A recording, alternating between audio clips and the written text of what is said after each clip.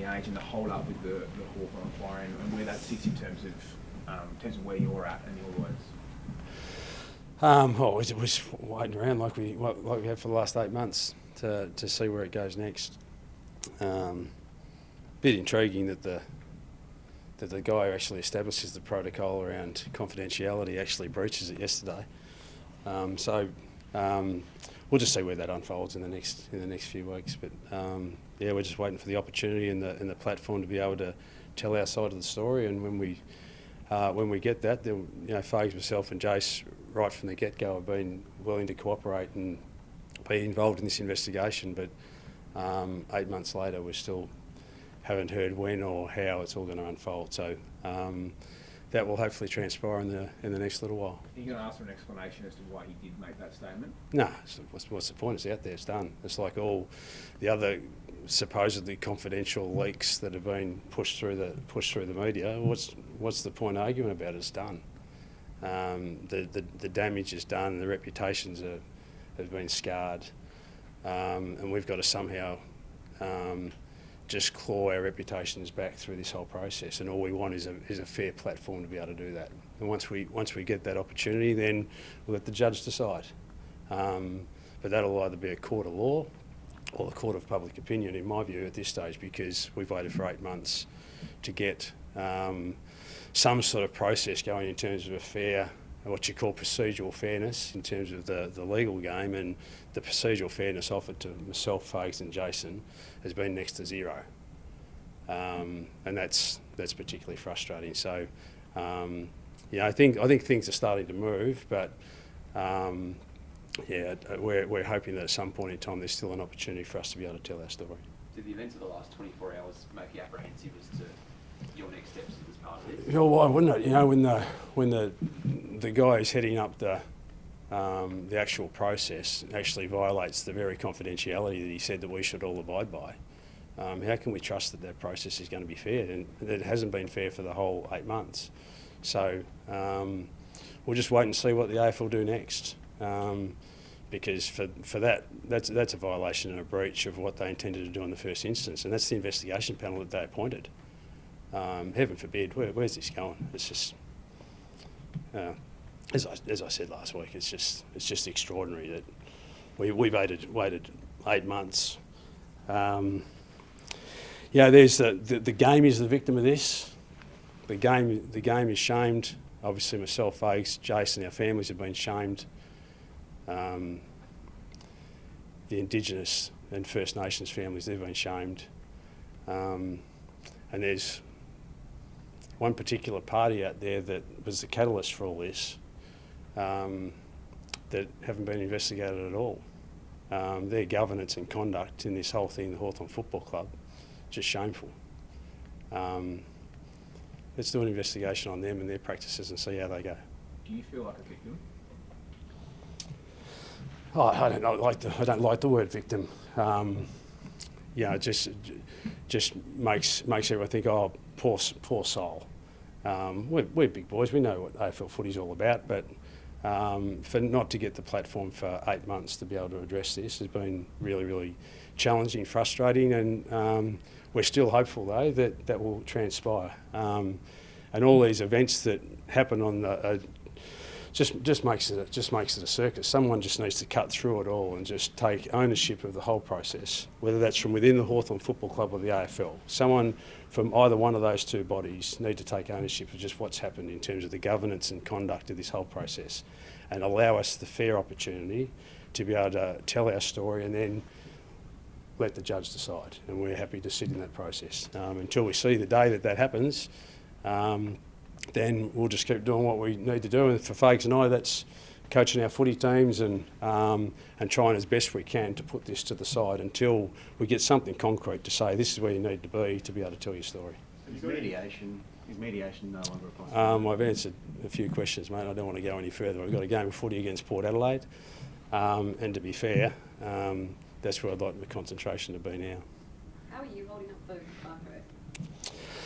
I just want to focus on what I can do well, and that's help these guys be the best we can be. And the frustration for us is just eight months of just ongoing change, goalpost change every day, nearly, particularly the last 4 weeks. So that's the frustrating part about it. We've all in our game, we're all big boys. Usually, when you've got a crisis or something going on in your life, you can usually work out how to solve it within a week or two, not 8 months. So that's the frustration, but we'll work our way through it. And in the meantime, we've got a game of footy, the game that I love. A group of players here that are learning every week. We're not making enormous progress in terms of the scoreboard as yet, but we're making enormous progress behind the scenes, and we're happy with the way that we're tracking in that space, albeit the wider football world wouldn't think that we're going so well, but that's okay. We've been here before. We know the path. We know that it's not easy, and we'll roll the sleeves up and get to work. Have you tried anything different this week? Is there you've gone into your trick bag as to how to get that up? Yeah, well, they're a good side, Port, and they've played some really good footy. They've won their last 5 on the trot after a scratchy start where they lost 2 of their first 3.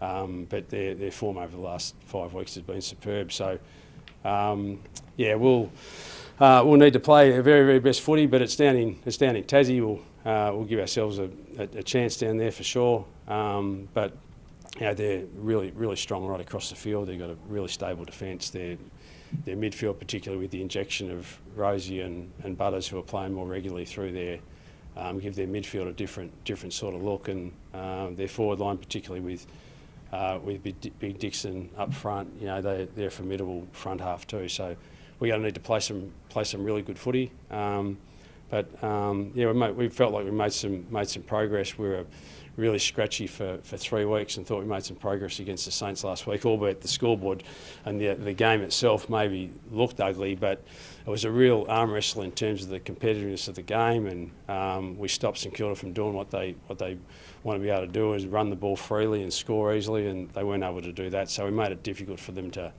play against us. Unfortunately for us, they made it difficult for us too because we couldn't score at the other end. So we need to keep working on our game and our craft. But we felt like we left maybe 5 or 6 goals out in the park last week where we could have scored, and we just mucked up those opportunities, irrespective of whether St Kilda were defending well or not. We just mucked up easy opportunities, whether it was a set shot or running into an open goal. We just couldn't nail those chances when in normal circumstance we feel like we could. So we'll get better in that space and just continue to evolve as a group. Did you like Griffin Logue in the forward ruck role, or does he go back again this week? Yeah, well, that was a really pleasing part of the game last week. We thought he played a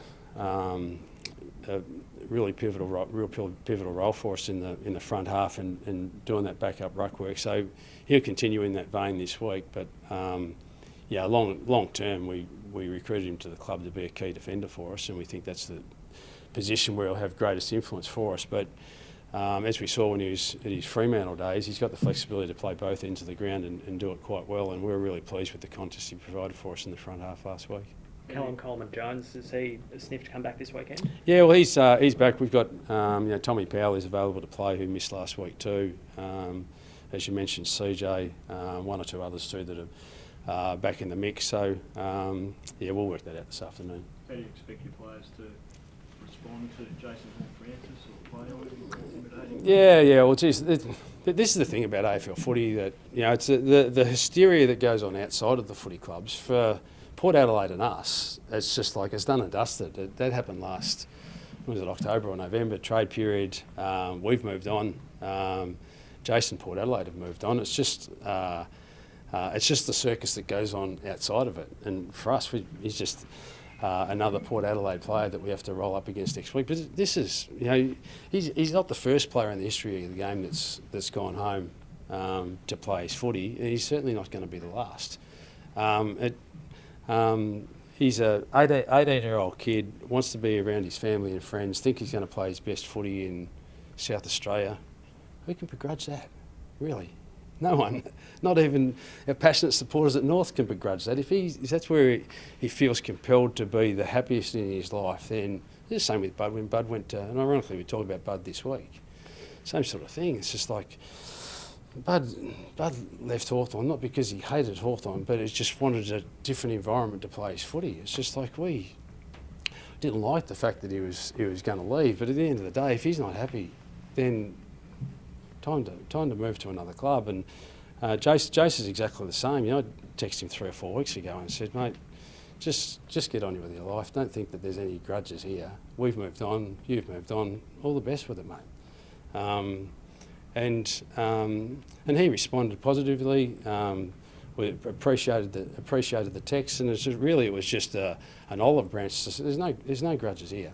You get on with your life, and we'll get on with ours. And you know, we've got Harry Sheasel and Georgie Wardlaw and another pick from Port this year that we might be able to use that will help us in the build of our footy club, and we'll get on with it. And it's just ironic that we're playing against them this week, and he's been playing some pretty good footy for them, and pleased that he's going well. Hopefully it doesn't go so well on Saturday against us, but yeah, he's moved on with his life, and so have we. You know what it's like when a player crosses the white line, plays across the white line though, and I know you're saying it's a circus and everything like that, but you don't think there'll be any change where a little elbow goes in or anything like that at the bounce? Oh, and that sort of thing? You're asking the wrong mate. You need to ask the players rather than me. But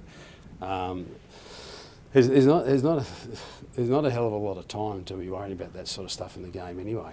And certainly the way the game's been adjudicated, then you can't be worrying about that stuff either, because you just get rubbed out. So I'm not going to be telling our players, oh, listen, just give a little bit of niggle to Horne-Francis because it might get inside his head. He's a tough, hard player, and we've got to stop him doing what he does best, and that's play good footy. But outside of that, geez, we've got to stop Boak as well, and we've got to stop Wines, and we've got to stop Butters, and Alir is the best drop-off defender in the competition, and Charlie Dixon is the best pivotal contest forward in the competition. It's just like, geez, we got some further worry than just worrying about one player. You mentioned Buddy before. What did you think when you saw what happened to him on Sunday? Geez, they got a long memory of the Pie supporters. Geez, they're worried about things that were happening, over 10 years ago. But he's. I just felt for the big fella. He's a ripper. He and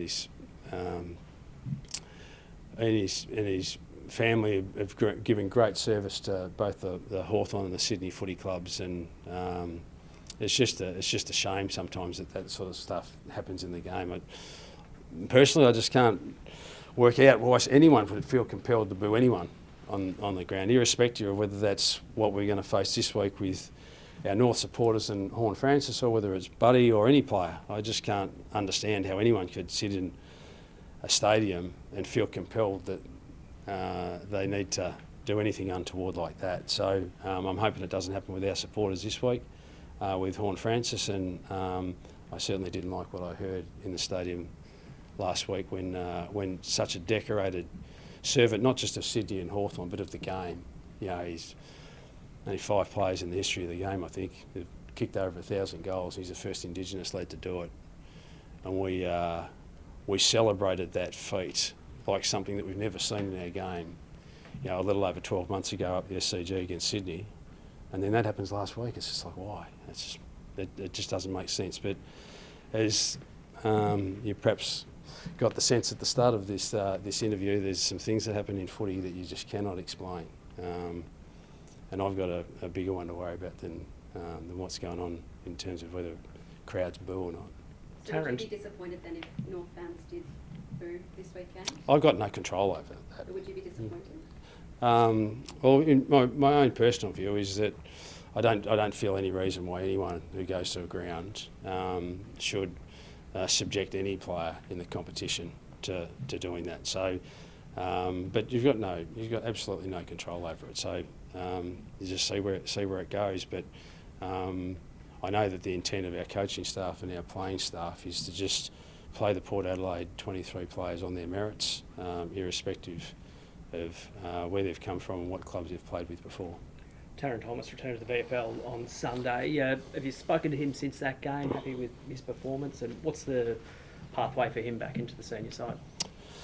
Well, he's played his first game back in the VFL, and he'll play again against Frankston on Saturday morning. And once again,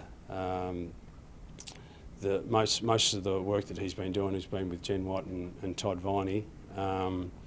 And from what I can understand, he's been progressing really well with the program that was put in place for him in the last 4 to 6 weeks, which includes some work placement stuff that he's done. And so that's, from what I'm led to believe, that's progressed really well. So if that gets ticked off across the weekend, then the plan would be that he comes back into the full-time AFL program from next week. And then once he gets back into that program, then it'll become a chance for our medical team, our conditioning team, our coaching staff, and his teammates to do the training necessary to get him ready to play senior AFL footy again. Now, whether that's a 1 week time frame or whether it's a 6 week time frame or it's longer, I couldn't tell you right now. It does help that he will have played 2 VFL games to get some match conditioning, but my gut feeling is it's going to require a little bit longer than that, but we'll just wait and see.